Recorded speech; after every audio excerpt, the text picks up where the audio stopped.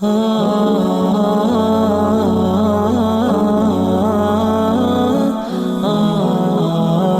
pada pagi ini menjelang siang insya Allah teman-teman, semoga Allah SWT berkahi, yaitu dua orang yang dikagumi Tuhan kita Allah Subhanahu Wa Taala. Dan sebelum membaca tentu kita berharap Allah SWT menjadikan kita salah satu atau bahkan dua-dua dari golongan ini tentunya.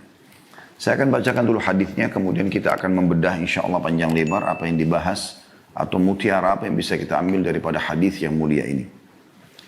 Hadis nomor 114 dengan sanad hasan dari Ibnu Mas'udin radhiyallahu anhu, dari Nabi sallallahu alaihi wasallam, beliau bersabda, "Ajiba Rabbuna azza wa jalla min rajulain. Rajuli thara an wita'ihi wa lihafihi min baini ahlihi wa hayyihi ila salatihi. Fayaqulu Rabbuna, aya malaikati, unzuru ila abdi thara min firashihi wa wita'ihi wa min baini hayyihi wa ahlihi ila salatihi. Ragbatan fima indi wa syafaqatan mimma indi. Wa rajulin gaza fi sabilillahi azza wa jal fanhazamu. Fa'alima ma alaihi minal firari وما له في الرجوع فرجع حتى أهريك دمه رغبة فيما عندي وشفقة مما عندي فيقول الله عز وجل لملائكته انظروا إلى عبدي رجع رغبة فيما عندي ورهبة مما عندي حتى أهريق دمه. Artinya, Rabb kita yang maha suci dan maha tinggi Allah kagum terhadap dua orang.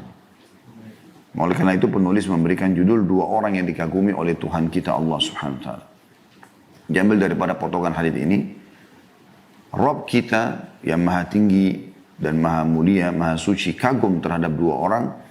Seseorang yang meninggalkan pembaringannya, tempat tidurnya dan selimutnya di antara keluarga dan kampungnya menuju sholatnya. Maka Tuhan kita berfirman, wahai para malaikatku, lihatlah hambaku. Dia bangkit dari kasurnya dan pembaringannya di antara kampungnya dan keluarganya menuju sholatnya. Karena menginginkan pahala yang terdapat di sisiku dan takut terhadap azab yang terdapat di sisiku. Dan yang kedua, yang dikagumi oleh Allah Subhanahu Wa Taala, orang yang berperang di jalan Allah yang maha tinggi dan maha pemurah. Mereka kalah, sedangkan dia mengetahui dosa yang diterimanya karena lari dari medan perang. Dan pahala yang diperoleh pahala yang diperolehnya karena kembali ke medan pertempuran. Dia pun kembali, si mujahid tadi, hingga darahnya tertumpahkan karena menginginkan pahala yang ada di sisiku dan takut terhadap azab yang ada di sisiku. Maka Allah Azza wa Jal, Allah yang maha mulia dan maha tinggi, berfirman kepada para malaikatnya, lihatlah hambaku. Dia kembali karena menginginkan pahala yang ada di sisiku dan takut terhadap azab yang ada di sisiku, hingga darahnya tertumpahkan. Diriwayatkan Ahmad dan juga Abu Dawud. Seperti biasa teman-teman sekalian, insya Allah kita akan coba bedah ya hadis ini. Semoga Allah Subhanahu Wa Taala mudahkan dan berkahi poin-poin yang kita bisa jadikan sebagai bahasan dan juga mengambil pelajaran dan ilmu yang sangat luas dari hadis baginda Nabi sallallahu alaihi wasallam ini. Potongan pertama teman-teman sekalian adalah sabda Nabi sallallahu alaihi wasallam, Rabb kita yang maha mulia dan maha tinggi kagum terhadap dua orang. Kita akan garis bawahi kalimat kagum. Allah kagum. Ini ada isbat atau penetapan salah satu sifat Allah adalah Allah kagum. Tetapi kekaguman Allah Subhanahu Wa Taala kama yang bagi li jalalihi wa azamati sultanih. Tentu selayaknya ya, sebagai sang pencipta sesuai dengan kemahasempurnaannya dan kemahatinggiannya, kemahaagungannya, bukan seperti kekaguman manusia. Baik, kita coba lebih dalam melihat seperti apa keterangan tentang kekaguman Allah Subhanahu wa taala ini. Teman-teman sekalian, kagum di sini ya, disebutkan dalam hadis tadi, ajiba rabbuna min rajulain, itu dikuatkan dengan hadis yang lain. Ya, hadis yang lain. Hadis ini diriwayatkan oleh Imam Ahmad, diriwayatkan oleh Abu Ya'la di jilid 12 halaman 258 dengan sanad hasan yang berbunyi, wa idza dhahika fi mautini fala hisaba alaih. Jika Allah tersenyum, Allah kagum kepada seorang hamba, maka dia tidak akan dihisap lagi. Maksudnya hamba tersebut tidak akan dihisap. Oleh karena itu Allah tidak kagum dengan semua hambanya. Anda lihat bagaimana dalam hadis ini disebutkan Allah kagum kepada dua orang atau dua golongan. Bukan semua hambanya. Karena kalau Allah sudah kagum, berarti Allah tidak akan menghisap lagi hamba tersebut. Ini sekaligus menjawab teman-teman sekalian, kalau ada yang bertanya, memang kalau Allah kagum, dapat apa hamba itu? Karena tadi kan sudah kita baca secara global terjemahannya ya. Di dalam riwayat yang lain, diriwayatkan oleh Imam Ahmad di jilid 37 halaman 144 dengan sanad sahih. Wa idza dhahika rabbuna ila 'abdin fid dunya fala hisaba alaih. Jadi semakna dengan hadis Abu Ya'la tadi ya. Jika Allah tersenyum, Allah kagum kepada seorang hamba, maka dia tidak akan diperhitungkan atau dihisap. Tentu di sini kagumnya Allah Subhanahu wa taala, tersenyumnya Allah Subhanahu wa taala, bahkan ada juga tertawanya Allah Subhanahu wa taala sebagaimana layak Allah sebagai pencipta, dan kita tidak bisa samakan dengan makhluk. Karena Allah mengatakan dalam salah satu ayat Al-Qur'an, a'udzu billahi minasyaitonir rajim, laisa kamitslihi syai'un wa huwas samiul basir. Tidak ada sesuatu pun yang menyerupainya, dan dia Maha Samiul Basir, Maha mendengar dan Maha melihat. Allah Subhanahu wa taala Maha sempurna. Mirip dengan perkataan Nabi SAW kepada dua orang sahabat yang miskin dari orang Ansar. Namun pada saat baginda Nabi SAW berkata kepada orang-orang di masjid, siapa yang akan menjamu saudaranya ini? Kebetulan di situ ada orang muhajir, satu orang, belum ada yang menjamunya dari orang Madinah. Maka spontan orang Ansar ini mengatakan, saya ya Rasulullah. Saya ya Rasulullah. Padahal dia orang miskin, dia susah. Tapi dia tidak mau kehilangan keutamaan. Maka dia pun membawa tamunya pulang. Setelah Nabi SAW mengatakan, bawalah saudaramu ini. Tiba di rumah, sahabat Ansar ini bertanya kepada istrinya, apakah kita punya makanan? Apa kau punya makanan? Dia mengatakan tidak ada kecuali sisa makanan bayi saja. Maka dia mengatakan baik, buatkan saja. Buatkan saja. Kemudian padamkan lampu. Nah, biarkan tamu kita makan. Padahal malam itu mereka sendiri suami istri belum makan, anaknya pun yang belum makan. Anaknya pun yang masih kecil, berapa bulan belum makan. Maka mereka pun melakukan lalu dipadamkan lampu sehingga tamu menganggap pada saat dihidangkan silakan makan. Ini yang kami miliki misalnya. Lalu dipadamkan lampu biasanya isyarat orang sudah makan tinggal tidur gitu. Maka tamunya pun makan. Keesokan paginya subuh hari si Ansar datang ke masjid lalu Nabi SAW berkata tentang dia dan istrinya. Dhahikallahu al-laila au ajiba min fa'alikuma fa'anzalallahu al-hashr. Lalu Allah kagum, Allah tertawa. Nah, makanya di sini kita juga mengambil makna tertawa, tersenyum, disamakan dengan kagum. Kalaupun ada bertanya, karena dalam hadis ini seperti itu kurang lebih. Dhahikallahu al-laila au ajiba. Allah itu tertawa tadi malam atau semalam, atau dia kagum. Gitu kan. Dikatakan begitu. dari perbuatan kalian berdua. Maksudnya si suami istri tadi ini. Mereka semalam suntuk kelaparan sama anaknya, tapi demi menghormati tamunya. Lalu Allah menurunkan firman-Nya dalam surah Al-Hasyr ayat 9 yang bunyinya a'udzubillahi minasyaitonirrajim wa yu'thiruna ala anfusihim walau kana bihim khasasah wa man yuqa syuhha nafsihi fa ulaika humul muflihun. Dan mereka kaum Ansar lebih mengutamakan kaum Muhajirin atas diri mereka sendiri meskipun mereka juga memerlukan ya, apa yang mereka berikan itu. Dan siapa yang dijaga dari sifat kekikirannya terkikis habis sifat kikirnya, maka mereka adalah orang-orang yang beruntung. Dan memang Allah subhanahu wa ta'ala memuji mereka orang-orang Ansar ya. Suka sekali memberikan ya, kepada orang-orang ya, apa yang mereka milikin. Bahkan ada di antara mereka yang punya rumah di sebelah masjid Nabi SAW.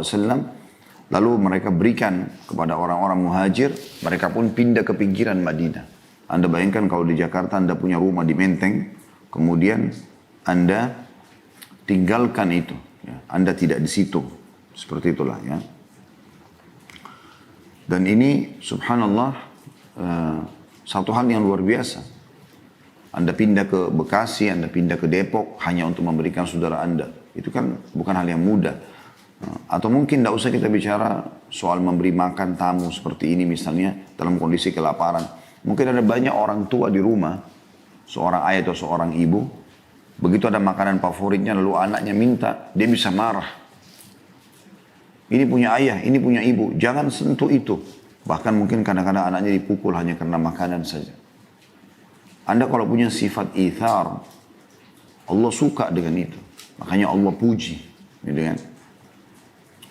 Ada seorang wanita datang kepada Aisyah radhiyallahu anha membawa 2 orang anaknya masih kecil. Kemudian Aisyah mengatakan, saya waktu itu menghidangkan 3 butir kurma. Saya berikan kepada ibu itu dan 1 dia memberikan yang 2-nya sisanya kepada masing-masing anaknya. Sambil ngobrol rupanya, anak-anaknya sudah memakan kurma dan mereka minta yang ada di tangan ibunya. Anda kalau seorang ibu bayangkan kejadian ini ya.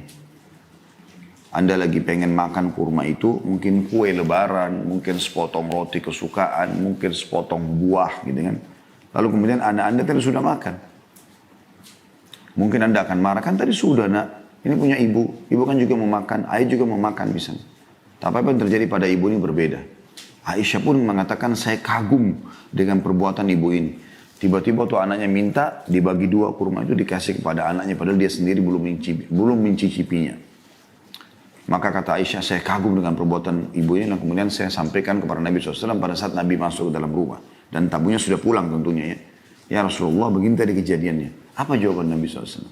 Bayangkan ini, hanya ithar mendahulukan orang lain. Ya.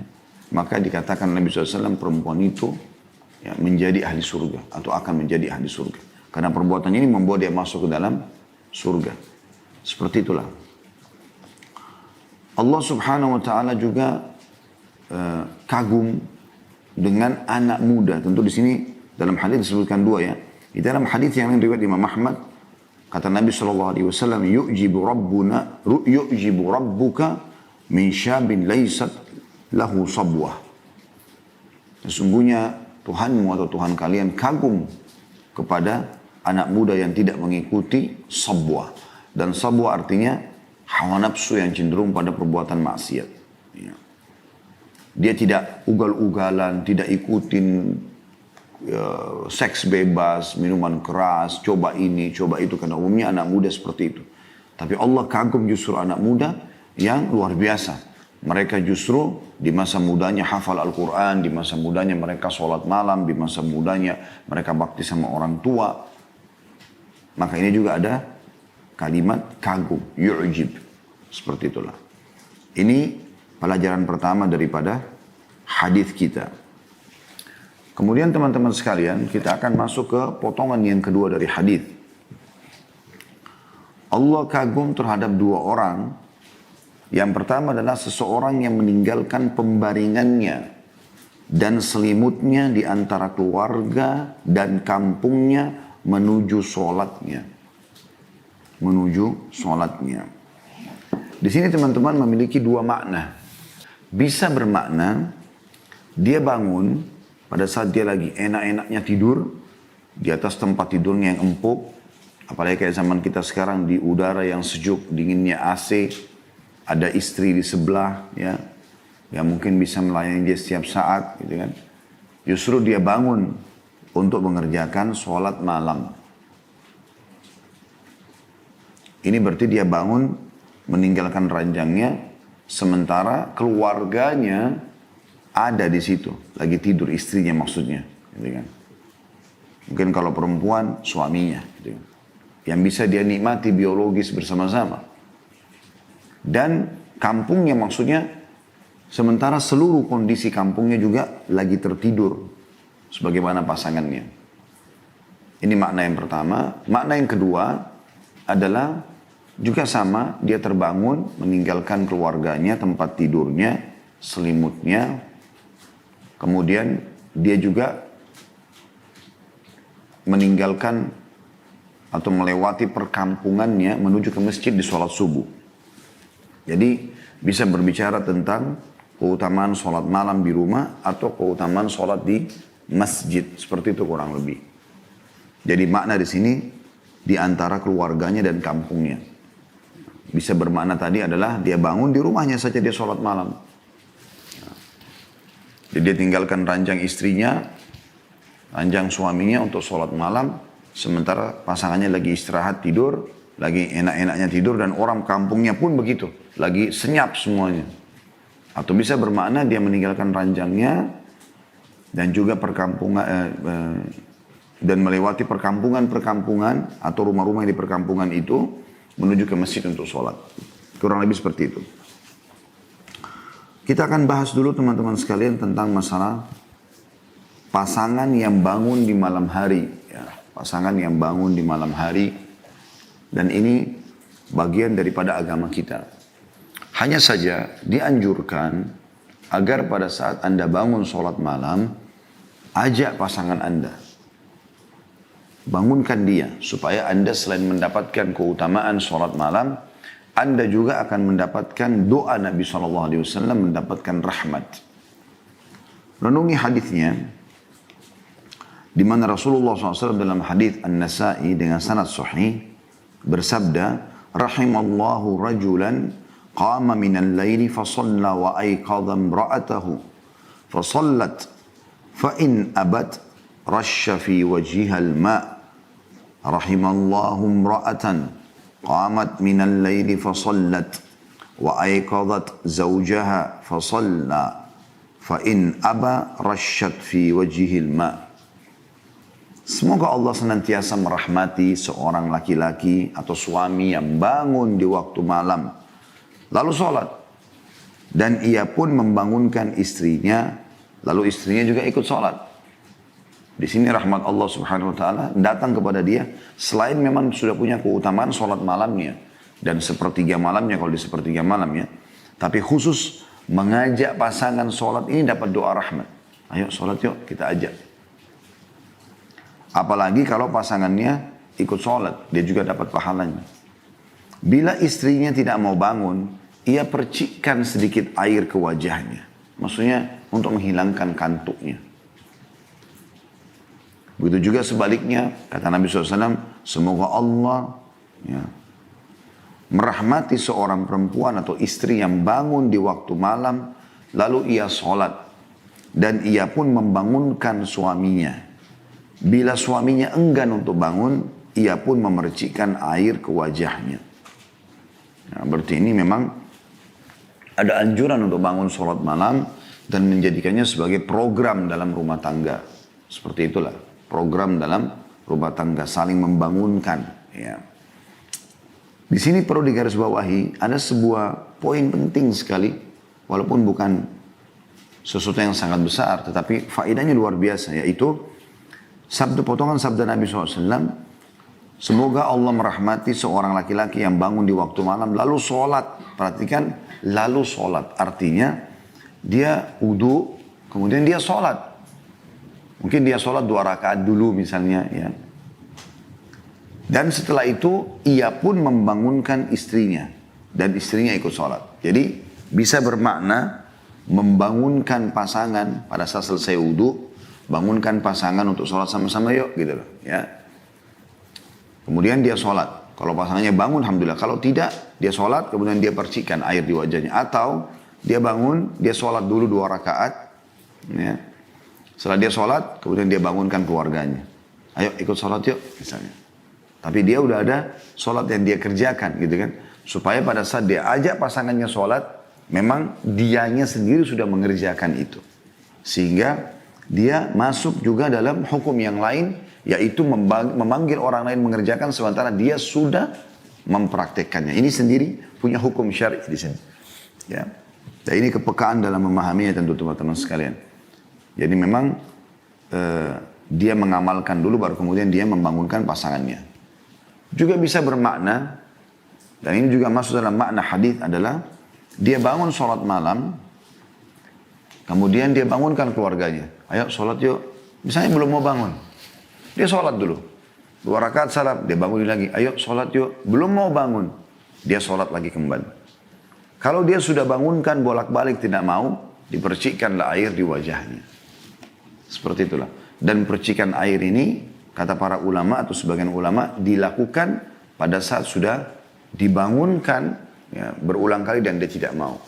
Jadi bukan baru, ayo bangun, langsung dipercikin. Bukan begitu. Tetapi dia memang dibangunkan dengan penuh cinta, kasih sayang. Ayo sholat berjamaah yuk dan seterusnya misal. Baru kemudian kalau dia sudah nolak, kita udah sholat. Ya, baru kemudian kita bangunkan. Dan ini pernah dicontohkan oleh Umar bin Khattab. Beliau kalau bangun sholat malam, beliau sholat saja. Dan kalau sudah tersisa sedikit waktu dari malam hari, dia bangunkan keluarganya.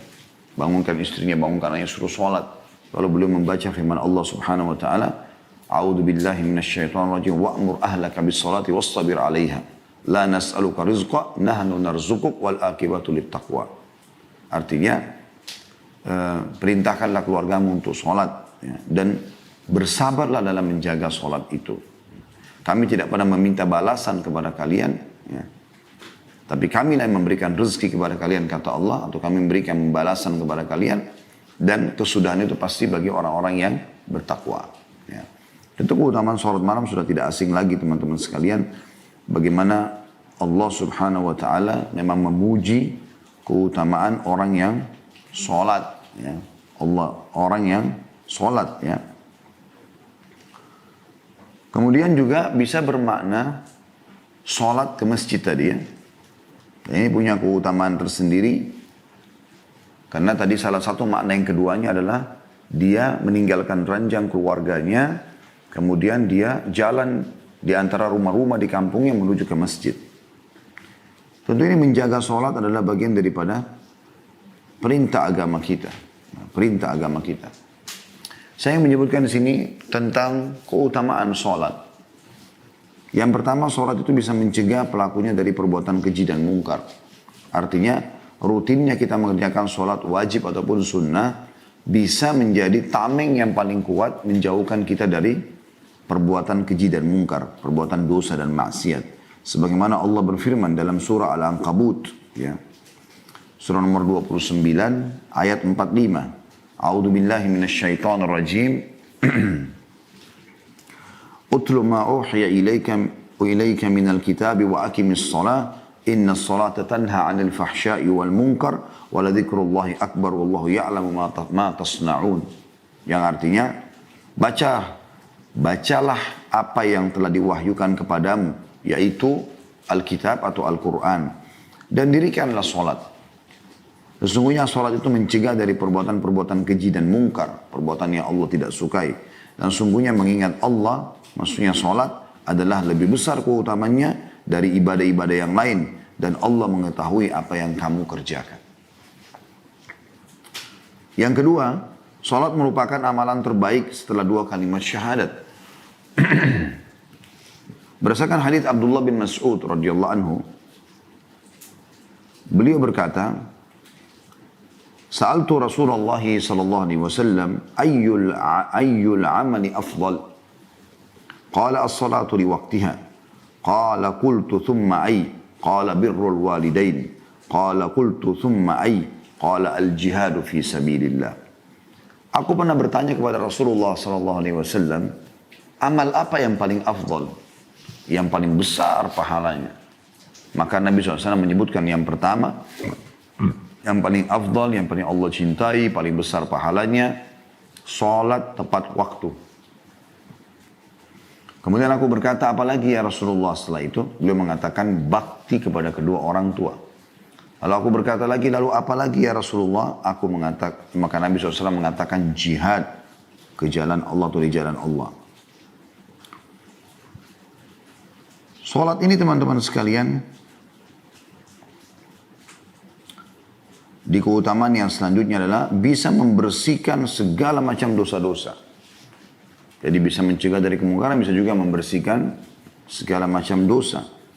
Diambil daripada hadis Jabir radhiyallahu anhu, dia mengatakan bahwasanya Rasulullah SAW bersabda, "Mathalus salawatil khamsi kamathali nahrin jarin ghamrin ala babi ahadikum yagtasilu minhu kulla yawmin khamsa marrat." Salat fardu yang 5 itu, subuh, duhur, asar, maghrib, isya, seperti sebuah sungai yang airnya mengalir deras di depan rumah atau depan pintu rumah seseorang di antara kalian. Ia mandi dari sungai tersebut sehari 5 kali. Dalam riwayat yang serupa kata Nabi SAW, bagaimana pendapat kalian kalau di depan rumah kalian, saya langsung ke terjemahnya saja, di depan rumah kalian ada sebuah sungai yang mengalir airnya dengan deras. Lalu seseorang di antara kalian mandi sehari 5 kali. Apakah tersisa kotoran di badannya? Maka berkatalah para sahabat, tentu tidak ya Rasulullah. Sehari mandi 5 kali di sungai yang deras, nggak ada kotoran badannya. Kata Nabi SAW, itulah perumpamaan 5 waktu sholat. Dia membersihkan dosa-dosa. Juga di dalam hadis yang lain, kalau sholat itu bisa menggugurkan dosa. Hadis yang masyhur dari Abu Hurairah radhiyallahu anhu bahwasanya Rasulullah SAW bersabda, "As-salawatul khams wal jum'atu ila al-jum'ah wa ramadhan ila ramadhan mukaffiratun ma bainahunna idza ijtunibatil kaba'ir." Artinya antara 5 waktu sholat, subuh ke duhur, duhur ke asar, asar ke maghrib, maghrib ke isya, isya ke subuh lagi, antara Jumat ke Jumat, antara Ramadan ke Ramadan, pembersihan dosa di antara keduanya kalau seseorang itu menjauhi dosa-dosa besar. Yang keempat, sholat adalah cahaya di dunia dan di akhirat. Jadi dia bisa memberikan cahaya dalam kehidupan kita. Nah, di dunia dapat selalu petunjuk dan juga di akhirat menjadi cahaya yang sangat terang. Sesuai dengan hadis Abdullah bin Amr radhiyallahu anhu, beliau mengatakan Nabi SAW bersabda, "Man hafaza 'alaiha," tentang salat 5 waktu ya, "kanat lahu nuran wa burhanan wa najatan yaumal qiyamah, wa man lam yuhafidh 'alaiha lam yakun lahu nurun wala burhan wala najah wa kana yaumal qiyamati ma'a Qarun wa Fir'aun wa Haman wa Ubay bin Khalaf." Barang sampai menjaga 5 waktu sholat, gelisah dia kalau sudah mau azan, sibuk untuk segera menjaga sholatnya. Bersyukurlah teman-teman kalau kita termasuk ini, dan semoga insya Allah selamanya.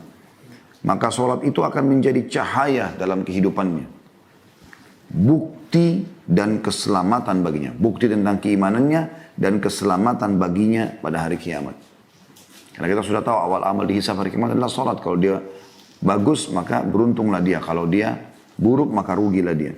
Dan barang siapa yang tidak menjaganya, maka ia tidak akan mendapatkan cahaya. Bukti tentang imannya tidak ada dan juga tidak mendapatkan keselamatan di akhirat. Dan pada hari kiamat, orang yang tidak menjaga sholatnya akan dibangkitkan bersama Qarun. Anda tahu Qarun? Ya, salah satu dari kaum Nabi Musa, tapi akhirnya mendukung Fir'aun untuk memerangi Nabi Musa AS. Allah berikan dia kekayaan sampai di Indonesia kita katakan harta karun. Ya. Allah tenggelamkan dengan hartanya. Masuk neraka. Fir'aun, Haman adalah kepala militer, ya. Menteri pertahanannya Fir'aun. Dan Ubay bin Khalaf. Ubay bin Khalaf ini salah satu orang Quraisy yang mati. Ya. Atau dari lemparan ya, tombak Nabi SAW. Nabi tidak pernah membunuh. Tapi pada saat di perang Uhud dia berusaha untuk menggerakkan pasukan untuk menyerang kaum muslimin. Maka Nabi SAW meminta lembing dari Ali bin Abi Thalib, kemudian melempar dari jauh, kata Ali bin Abi Thalib, saking kuatnya lemparan Nabi SAW sampai kami semua terpental. Lalu dilempar. Ubay bin Khalaf ini punya dari kepalanya sampai kakinya, ya, semuanya besi. Cuma lubang matanya saja dan ada karet pemisah antara topi besinya sama baju besinya. Di situ ada celah kecil. Ya. Subhanallah. Lembing Nabi SAW lewat dan merobek sedikit atau melukai sedikit bagian leher itu, pas kena. Maka dia pun jatuh sambil dia teriak-teriak ketakutan. Dia mengatakan, aku telah dibunuh oleh Muhammad, aku telah dibunuh oleh Muhammad. Lalu kata orang-orang pada saat mendekatinya, kok tidak ada apa-apa, cuma luka kecil saja. Dia mengatakan, kalau seandainya Muhammad menudaiku sekarang aku akan mati karena takutnya. Dan ternyata betul, luka itu membesar, membusuk dan akhirnya dia mati gara-gara itu. Lalu kata Nabi SAW pada saat mendengar dia mati, sesungguhnya murka Allah memuncak pada seseorang yang dibunuh oleh nabinya. Kebetulan Ubay bin Khalaf ini suka waktu di Mekah, dia punya kuda besar gitu dan dia suka pakai baju perang. Kalau dia lewat depan Nabi dia mengatakan, Muhammad saya akan bunuh kau dengan menggunakan kudaku ini. Kata Nabi SAW, saya insya Allah akan membunuh kau dengan di atas kudamu itu. Dan ternyata terbukti. Dan ini semua adalah orang-orang ahli neraka yang Allah Subhanahu wa taala masukkan ya mereka di dalam neraka, dan bagi orang yang tidak sholat, tidak menjaga sholatnya akan dibangkitkan bersama orang-orang yang naudzubillah. Di dalam riwayat lain Abu Malik Al-Asy'ari radhiyallahu anhu menyebutkan was-salatu nur, dan sholat itu cahaya dalam kehidupan. Juga hadis Buraidah radhiyallahu anhu bahwasanya Nabi SAW bersabda, "Basyiril masya'ina fi dhulmi ilal masajid bin nurit tam yaumal qiyamah." Berilah kabar gembira bagi orang yang berjalan ke masjid dalam keadaan gelap subuh hari, ya, bahwa ia akan mendapatkan cahaya yang sempurna pada hari kiamat. Jadi punya keutamaan sholat itu, gitu kan. Yang kelima, Allah mengangkat derajat dan menghapuskan, ya, Allah mengangkat derajat dengan sholat itu sendiri. Sebagaimana sabda Nabi SAW dari hadis Thauban radhiyallahu anhu, "Alaikum bikathratis sujud fa innaka la tasjudu lillahi sajdatan illa rafa'aka Allah biha darajah wa hatta anka biha al-khati'ah." Yang artinya, perbanyaklah sujud. Perbanyaklah sujud. Karena kamu tidak sujud sekali saja untuk Allah. Tentu sini maksud adalah sholat terutama, ya. Kecuali Allah akan angkat derajatmu. Satu kali sujud satu derajat. Dan akan dibersihkan darimu satu dosa. Aman yang luar biasa. Yang keenam, sholat termasuk faktor yang paling utama membawa orang masuk ke dalam surga. Ya. Disebutkan dari hadis Rabi'ah bin Ka'ab Al-Aslami radhiyallahu anhu, beliau berkata, "Kuntu abitu ma'a Rasulillah sallallahu alaihi wasallam fa ataituhu bi wudu'ihi wa hajatihi fa qala li sal fa qultu as'aluka murafaqataka fil jannah qala aw ghayra dhalik qultu huwa dhak qala fa'inni ala nafsika bi kathratis sujud." Pernah satu malam aku bersama Rasulullah SAW, lalu aku mendatangi beliau, maksudnya untuk menemani beliau dan ikut sholat bersama beliau, dengan membawakan air wudhu dan keperluan beliau untuk persiapan sholat malam Sallallahu Alaihi Wasallam. Lalu beliau Sallallahu Alaihi Wasallam berkata, mintalah sesuatu. Kau minta sesuatu, kau butuh sesuatu. Maka sahabat ini pintar sekali, cerdas. Ya, dia mengatakan, iya, aku meminta kepadamu agar aku nanti dapat bersamamu di surga. Di mana anda di surga, aku ada di situ. Maka kata Nabi SAW, ada permintaan lain. Dia mengatakan, itulah permintaan utama saya. Kata Nabi SAW, kalau begitu, tolong aku untuk mewujudkan keinginanmu itu dengan engkau memperbanyak sujud. Ya. Ini menandakan teman-teman sekalian, kalau sholat termasuk penyebab masuknya orang ke dalam surga di sini, ya. Karena memang dengan banyak sujud berarti bisa masuk surga bahkan bersama Nabi alaihi salatu wassalam. Ya. Tentu hadis-hadis ini hadis sahih semua, ya. Diriwayatkan oleh Bukhari, Muslim, Ahli Sunan dan seterusnya. Begitu juga teman-teman sekalian, kita masuk ke lebih dalam masalah tadi, makna yang kedua dari hadis ini yaitu pergi ke masjid ya. Walaupun sekarang masa pandemi ini kita tidak ke masjid dulu, dan itu bagian juga dari maqasid syari'iyah. Karena nggak mungkin kita menuju ke masjid sekarang untuk kumpul rame-rame gitu kan. Sebagaimana sudah keluar fatwa ulama, kita bicara ini hukum syar'i berlaku seterusnya. Kalau corona ini hanya sebentar, hanya sementara gitu. Ya. Anda kalau menuju ke masjid, melangkah, akan dicatat kebaikan, pahala sendiri setiap langkahnya. Meninggikan derajat, menghapus dosa. Dalam hadis yang sahih dari Abu Hurairah radhiyallahu anhu bahwasanya Rasulullah SAW bersabda, "Man tatahhara fi baitihi, thumma masya ila baiti min buyutillah, liyaqdiya faridatan min faraidillah, kanat khatwatahu ihdahuma tahuttu khati'a wal ukhra tarfa'u darajah." Barang sampai bersujud di rumahnya, lalu ia berjalan menuju ke salah satu dari rumah-rumah Allah untuk menunaikan sholat fardu, maka yang satu langkahnya dari dua langkahnya akan menghapus dosanya, yang satu lagi akan meninggikan derajatnya. Hadis sahih riwayat Muslim. Juga sabda Nabi SAW, "Idza tawadda ahadukum fa ahsana al-wudu, thumma kharaja ila al-masjid, lam yarfa qadamahu al-yumna illa kataballahu azza wa jalla lahu hasana, wa lam yadha qadamahu al-yusra illa hatta Allahu azza wa jalla anhu sayyi'ah." Jika salah seorang di antara kalian berwudu, dia berwudu dengan baik dan benar, dia sempurnakan, lalu dia keluar menuju ke masjid, maka dia tidak mengangkat kaki kanannya untuk melangkah kecuali Allah menuliskan satu kebaikan setiap langkah. Setiap kaki kanan, ya, kita kan biasa angkat kanan, kiri di bawah. Kita angkat kiri, kanan di bawah gitu kan. Setiap diangkat kanan, maka dicatatkan satu pahala. Ya. Dan kaki kirinya, kalau diangkat maka menghapuskan satu dosa. Saya pernah coba teman-teman itu. Saya pernah kontrak sebuah tempat waktu itu di Makassar. Waktu awal-awal kami balik dari Madinah dulu. Awal saya menikah tahun 99. Saya kontrak sebuah rumah. Rumah itu berhadapan langsung dengan masjid. Jadi hanya ada ukuran mungkin 2 mobil pas ngepres di dalam sebuah jalan kecil gitu ya. Kalau kita hitung 2 mobil ngepres sekali, itu 2 di situ bisa. Cuma melangkah. Ya mungkin ukuran berarti sekitar 4 meter atau 4,5 meter ya, antara rumah kontrakan ini sama masjid. Saya pernah hitung dari pintu rumah, ya, dari pintu rumah. Saya pernah hitung dari pintu rumah, keluar, melangkah ke pintu masjid ya. Sampai pintu masjidnya, itu kurang lebih 50 langkah. Kurang lebih 50 langkah. Dan itu luar biasanya. Saya juga terkaget pada saat itu. Artinya hanya dari pintu rumah melangkah normal 1, 2, 3. Mungkin dari pintu rumah itu ke pagar sekitar mungkin 4 meteran juga barangkali ya. 3-4 meter. Tambah jalan 4 meteran mungkin.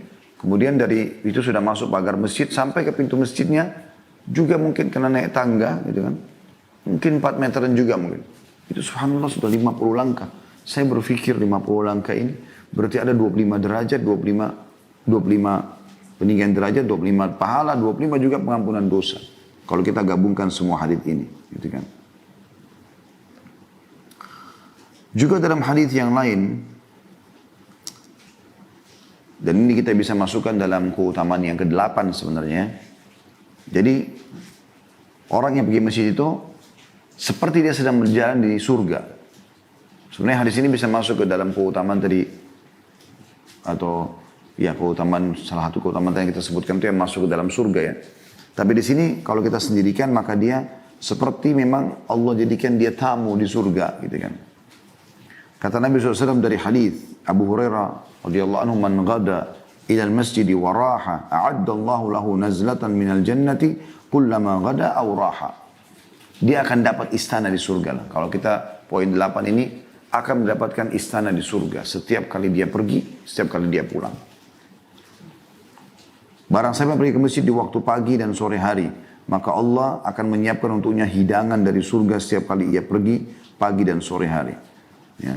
Di sini tentu bisa bermakna dalam hadis a'addallahu lahu nazlatan, ya.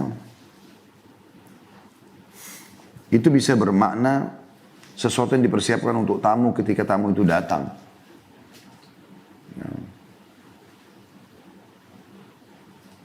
Kemudian yang ke-9, dengan sholat juga Allah akan menyelamatkan hambanya pada hari kiamat. Karena dia adalah amal yang pertama dihisab hari kiamat. Kata Nabi SAW dalam sebuah hadis yang sahih, awal amal dihisab hari kiamat adalah sholat. Kalau dia baik maka akan beruntunglah dia, maksudnya selamat masuk surga. Dan kalau dia buruk maka akan celakalah dia. Yang ke-10, orang yang keluar dari rumahnya untuk sholat, seperti orang yang keluar berhaji dan dalam keadaan berihram. Sebagaimana hadits Abu Umamah radhiyallahu anhu bahwasanya Rasulullah SAW bersabda, "Man kharaja min baitihi mutatahhiran ila salatin maktubatin atau ila salati maktubah, fa ajruhu ka ajril hajjil muhrimi, wa man kharaja ila tasbihid duha la yunsibuhu illa iyyahu fa ajruhu ka ajril mu'tamir." Barang siapa yang keluar dari rumahnya dalam keadaan bersuci untuk sholat wajib, maka pahalanya seperti pahala orang yang berhaji dan yang sedang berihram. Atau berhaji yang sedang berihram ya.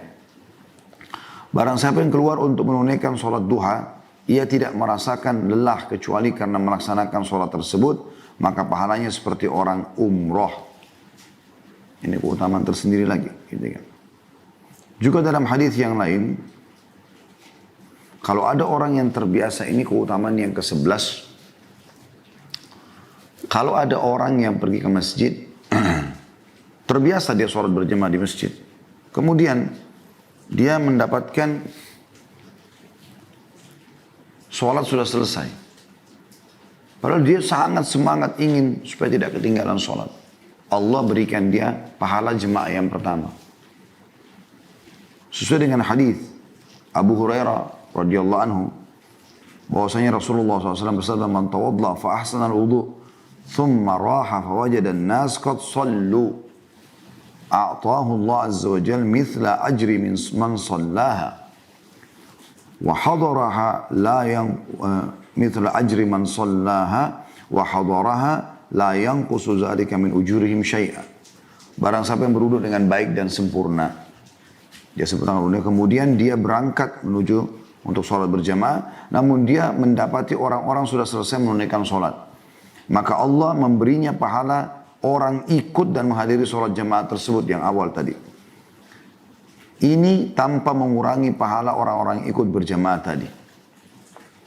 Keutamaan yang besar sekali.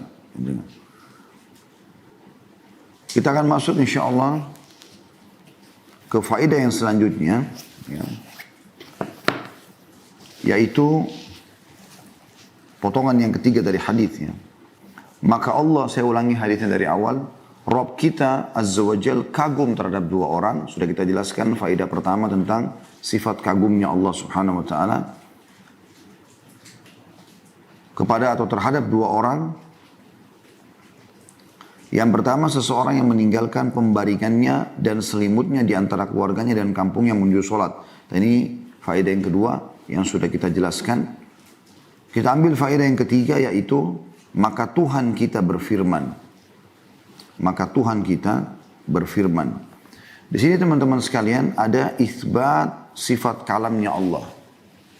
Isbat atau penetapan tentang sifat berbicaranya Allah. Ya. Sedikit kita bahas tentang faedah yang ketiga ini teman-teman sekalian. Bahwasanya Allah Subhanahu wa Ta'ala berbicara. Dan ini diimani apa adanya.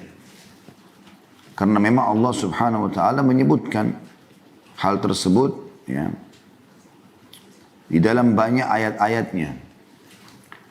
Di antaranya surah Al-Baqarah, kalau Anda mau catat, Al-Baqarah surah nomor 2 ayat 253. Al-Baqarah surah nomor 2 ayat 253 yang bunyinya, A'udzu billahi minasyaitonir rajim. Tilkar rusulu faddalna ba'dahum ala ba'd minhum man kallamallah. Al-ayat. Artinya, rasul-rasul itu kami lebihkan sebagian mereka atau sebagian yang lainnya. Kita tahu ada 313 rasul dari 124 ribu nabi. Dan dari 313 Rasul Allah dahulukan lagi ulul azm 5. Nuh, Ibrahim, Musa, Isa dan Muhammad alaihi wassalatu wassalam. Lalu Allah kerucutkan lagi kepada pemimpin seluruh anak Adam termasuk pemimpin seluruh nabi-nabi adalah Nabi Muhammad sallallahu alaihi wasallam. Kata Allah SWT dalam Al-Baqarah 253, Rasul-Rasul itu kami lebihkan sebagian mereka atas sebagian yang lain. Di antara mereka ada yang Allah berkata-kata secara langsung dengannya. Atau berbicara langsung dengannya. Jadi Allah menyebutkan masalah itu. Begitu juga dalam surah An-Nisa. Surah nomor 4 ayat 164. Ya, An-Nisa. Surah nomor 4 ayat 164 di mana Allah Subhanahu wa taala memastikan kalau Allah berbicara sama Musa langsung alaihi salatu wassalam. A'udzu billahi minasyaitonir rajim wa kallama Allah Musa taklima. Dan Allah berbicara secara langsung kepada Musa. Ini tentu dalil yang paling kuat tentang Allah Subhanahu wa taala memang berbicara langsung. Ya, karena ada kalimat langsung wa kallama Allah Musa taklima. Dan Allah Subhanahu wa taala berbicara dengan suara yang terdengar sebagaimana Allah menjelaskan di dalam Al-Qur'an. Di dalam surah Maryam surah nomor 19 ayat 51 sampai 52. Surah Maryam surah nomor 19 ayat 51 sampai 52 yang bunyinya A'udzu billahi minasyaitonir rajim wadhkur fil kitabi Musa innahu kana mukhlasan wa kana rasulan nabiyya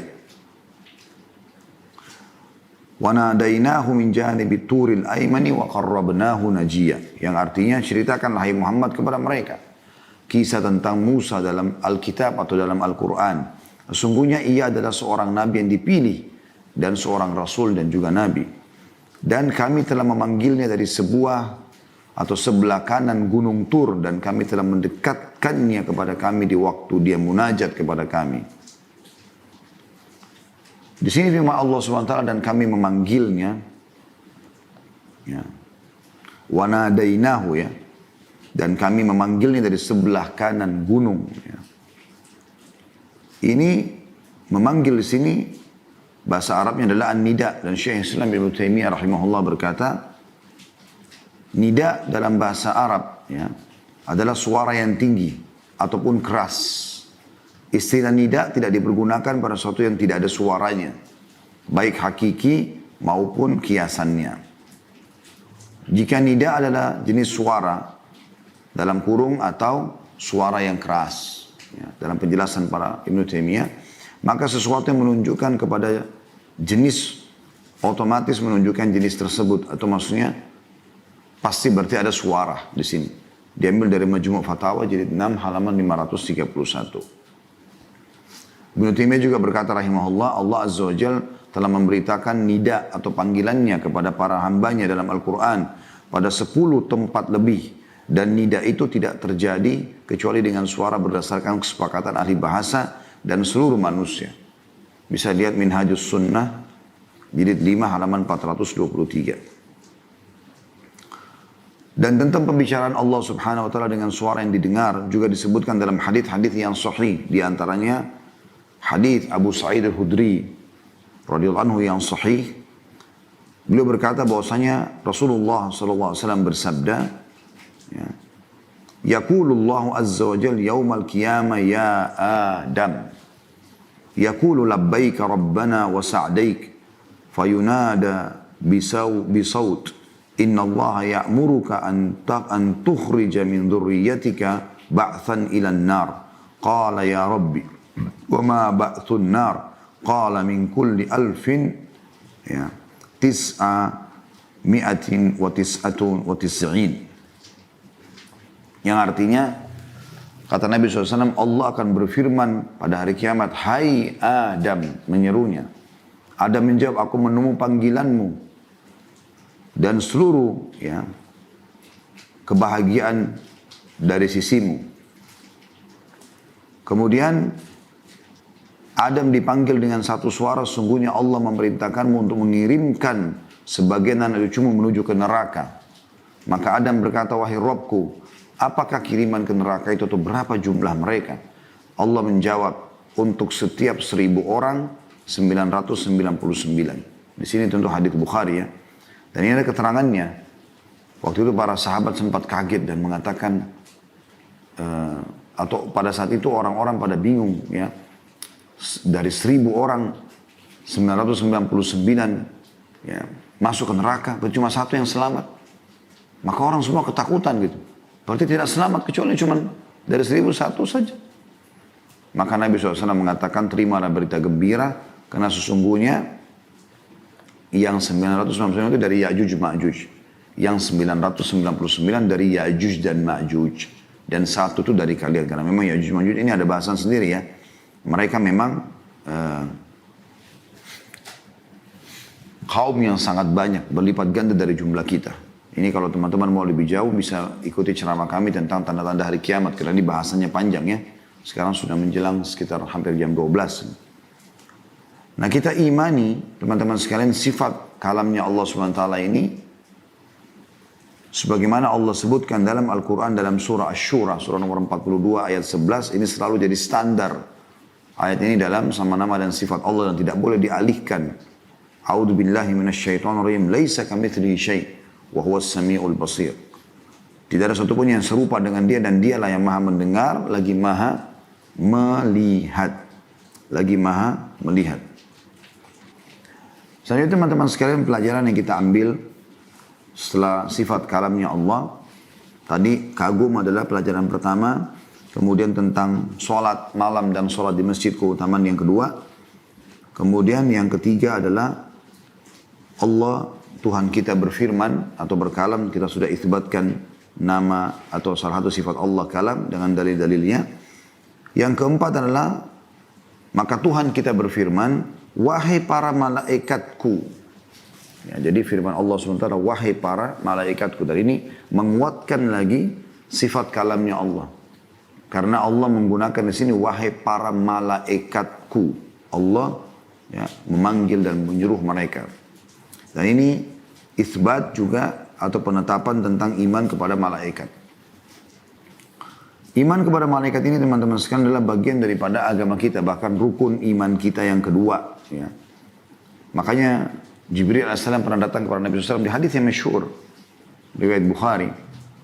Pada saat ditanya kepada beliau tentang apa itu Jibril menjelma jadi manusia datang menanyakan tentang Islam, iman dan ihsan. Tentu hadis yang panjang tapi kita langsung masuk. Jibril meletakkan lututnya di lutut Nabi SAW kemudian mengatakan, hai Muhammad beritahukan kepada aku apa itu iman. Maka kata Nabi SAW, engkau beriman kepada Allah, kepada malaikat-malaikatnya, kepada kitab-kitabnya, kepada rasul-rasulnya, kepada hari kiamat dan beriman kepada takdir baik dan takdir buruk. Ini hadis Bukhari Muslim. Ya. Maka di sini kita lihat setelah iman kepada Allah, iman kepada malaikat, ya. Dan cukup banyak tentunya ayat-ayat Al-Quran yang membahas tentang masalah ini ya. Di antaranya surah An-Nisa ayat 136. Surah An-Nisa ayat 136 ini ayat yang sangat masyhur yang membahas atau menyebutkan tentang malaikat ya. Silakan Anda buka An-Nisa 136.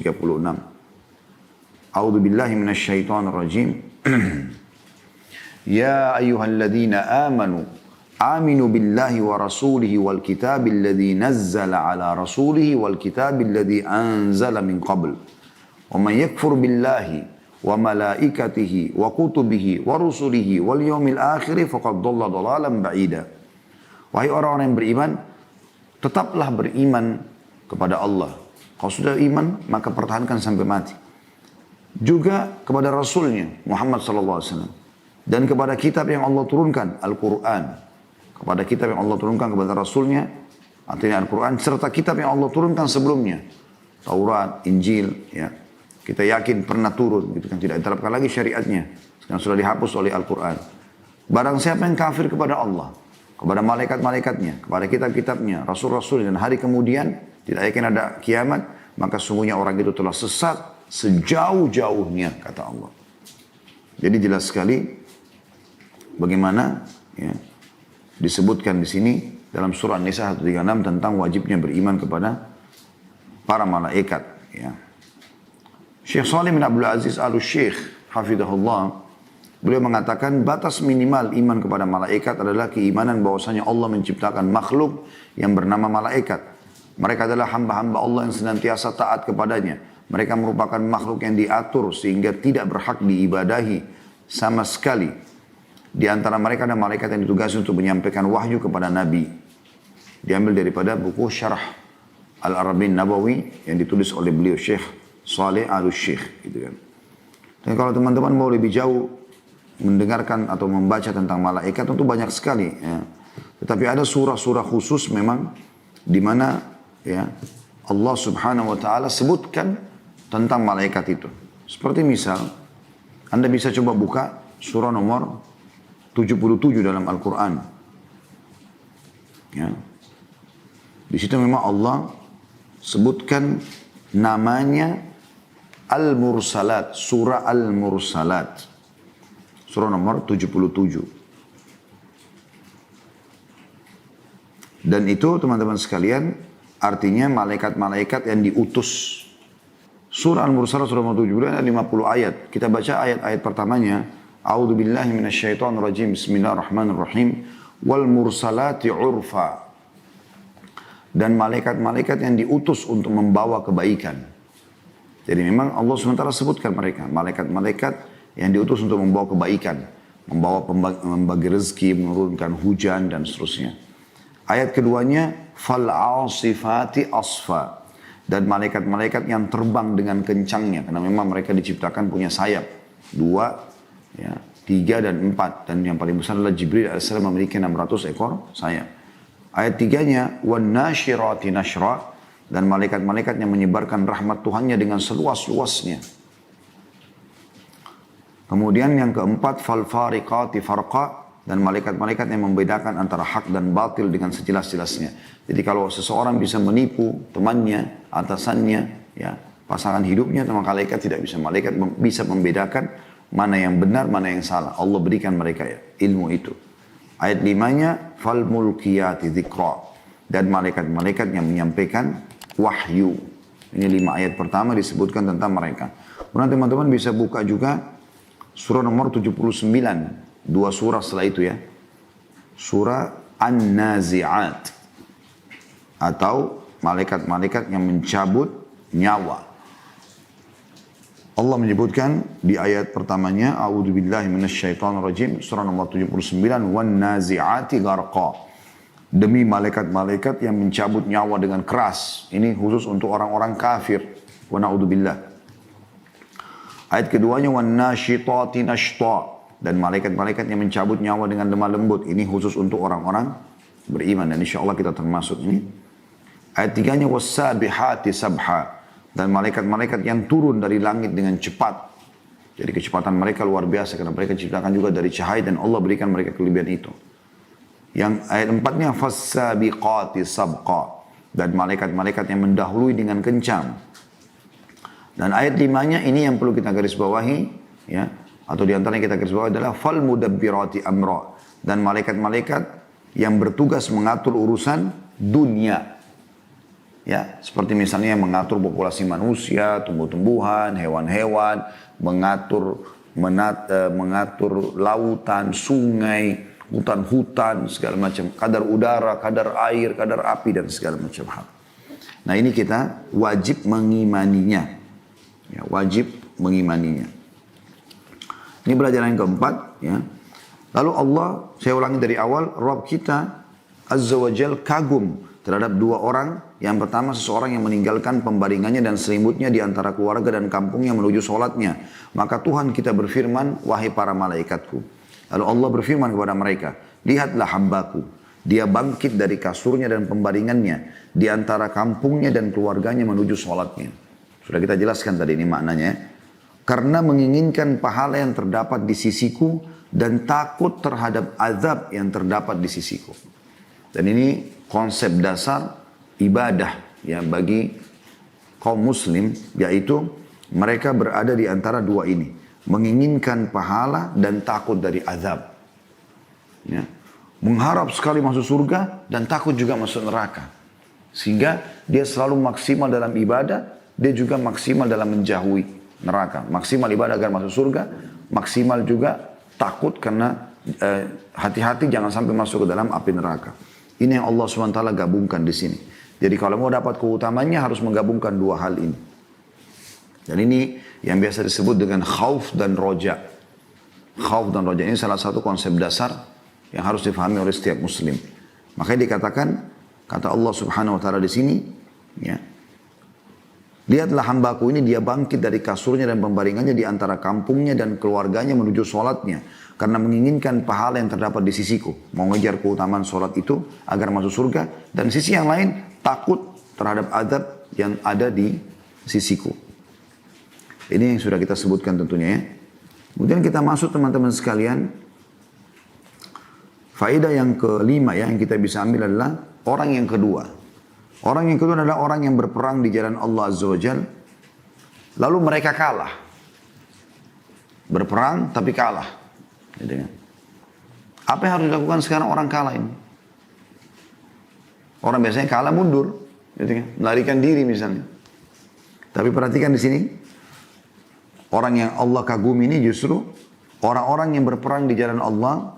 Lalu mereka kalah. Sedangkan dia, salah satu daripada mujahid itu, mengetahui dosa yang diterimanya karena lari dari medan perang.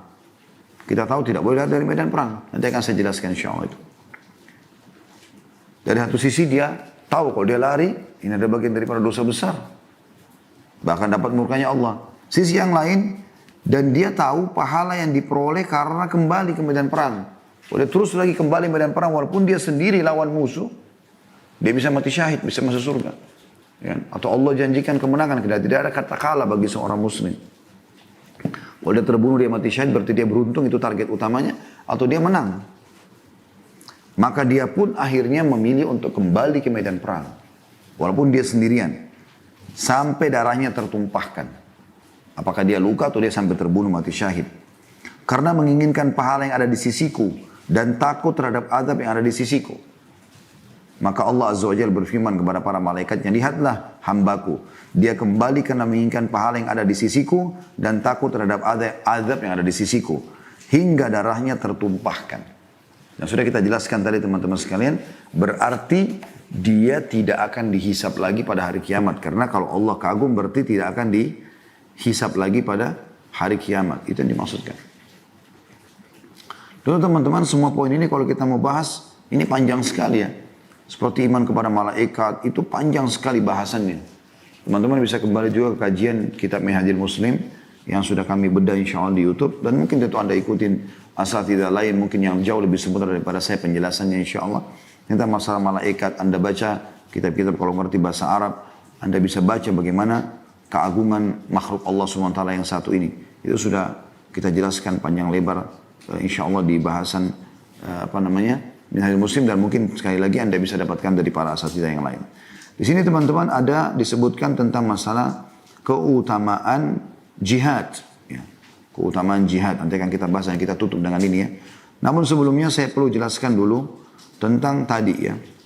Tidak boleh lari dari medan perang. Ini disebutkan dalam sebuah hadis yang sahih.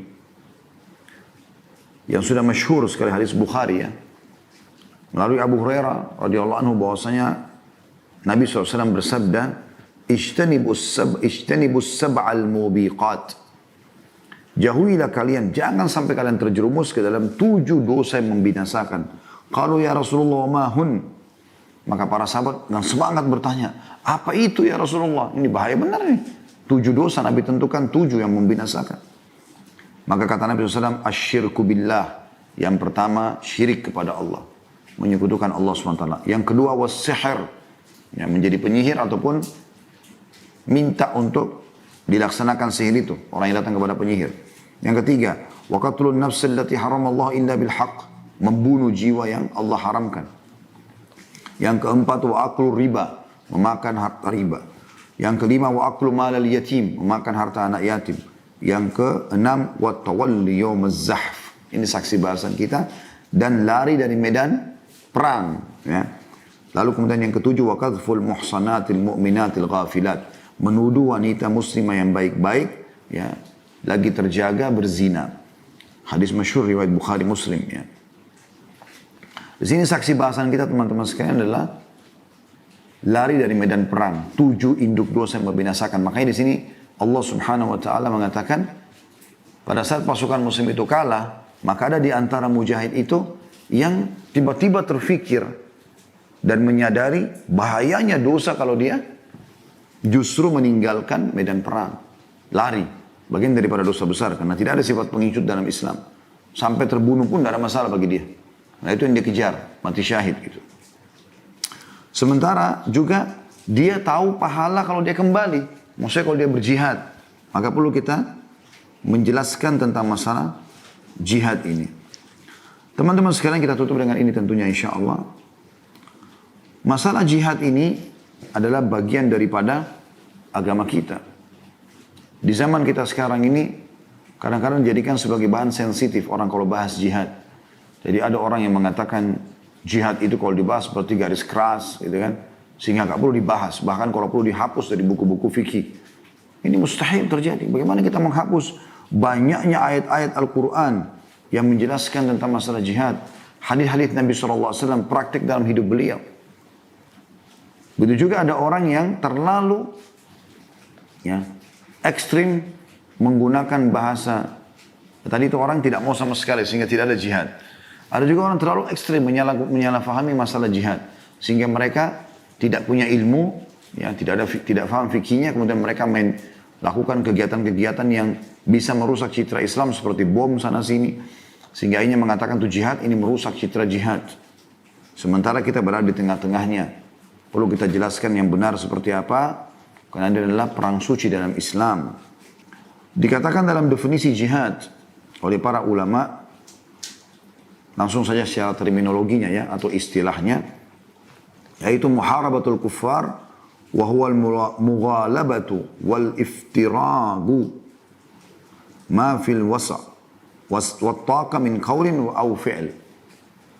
Yaitu jihad memerangi orang kafir dengan berusaha dengan sungguh-sungguh mencurahkan kekuatan dan kemampuan baik berupa perkataan maupun perbuatan. Ya. Dan ini tentu jihad umumnya dibagi oleh para ulama menjadi 3 bagian.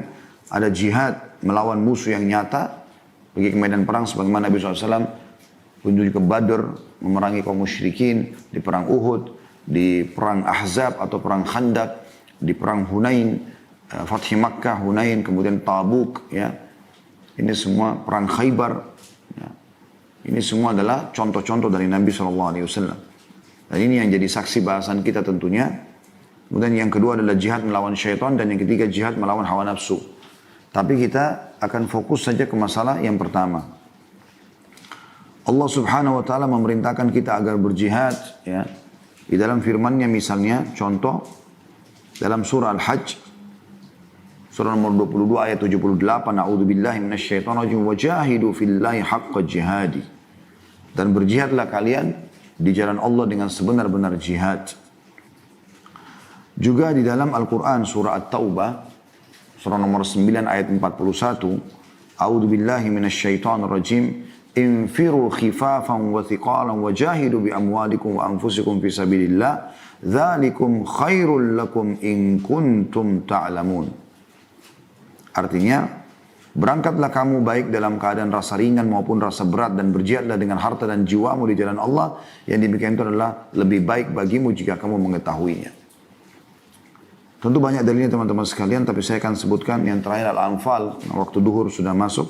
Al-Anfal surah nomor 8 ayat 72 yang bunyinya A'udzubillahi minasyaitonirrajim.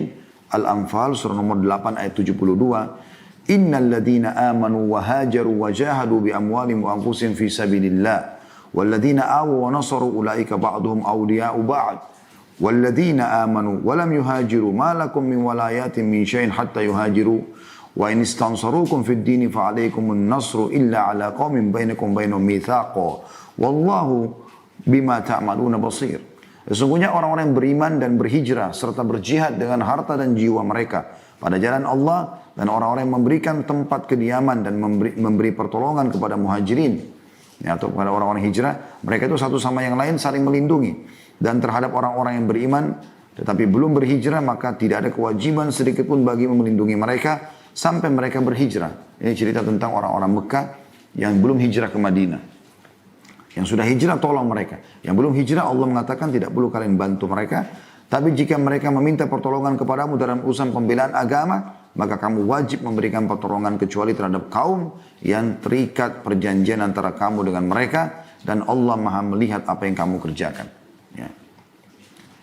Kemudian Al-Hafidh Ahmad bin Ali bin Hajar atau Ibnu Hajar dikenal dengan Al-Asqalani rahimahullah berkata, yang wafat tahun 853 Hijriah, jihad menurut syarak adalah mencurahkan seluruh kemampuan untuk memerangi orang-orang kafir di saat dibutuhkan.